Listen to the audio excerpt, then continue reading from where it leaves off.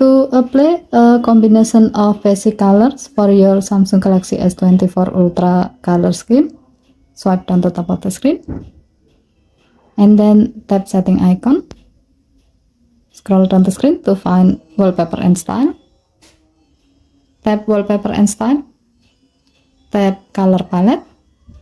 Next, tap the gray on offset next to color palette until the switch turns blue to turn it on. Tap basic colors. Swipe the color section to the left to see some combination of basic colors available. Select the desired basic color combination you like to use. As a note, while selecting the palette, you can see how the selected color palette will look like if it's applied in this preview section. As the example, we will select green and blue.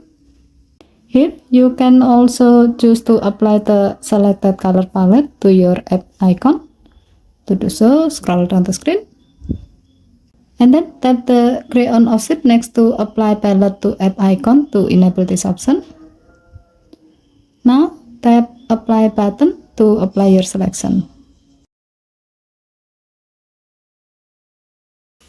As you can see, the selected color palette, in this case green and blue, has been applied to the menu, to the app icon, background and apps throughout your phone. Okay, thank you for watching. Please help to like and subscribe.